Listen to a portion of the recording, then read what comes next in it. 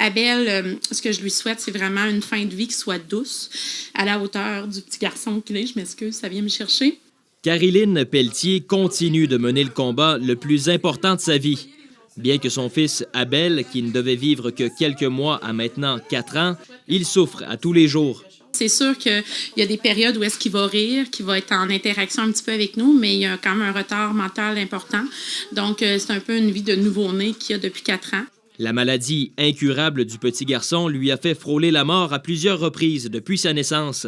Et l'aide médicale à mourir a déjà été discutée avec des médecins. Si ça aurait été une option permise par la loi, je l'aurais probablement prise parce que tu veux pas...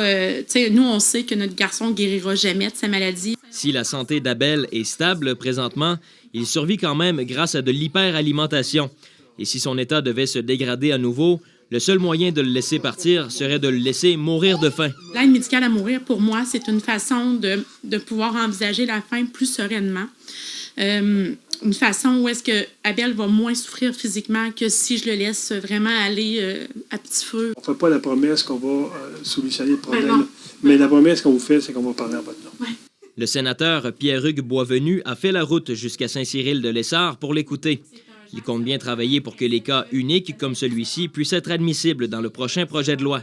Là, on est devant un enfant, un bébé, dans le fond, qui n'a pas du tout une relation avec la réalité et qui va possiblement vivre une vie qui ne sera pas en relation avec la réalité. Donc, est-ce que la loi devrait recevoir ce cas d'exception-là, les étudier? Moi, je pense que oui. Bien que le processus pourrait être long, le sénateur Boisvenu et la maman sont convaincus de l'importance de leur bataille. Je suis sa maman, c'est mon devoir. Si je peux prendre la parole puis aider les gens qui vivent des situations semblables à la nôtre, ben, je vais le faire avec honneur et au nom de mon fils. Guillaume Cotenoir-Lacroix, à Saint-Cyril-de-Lessard.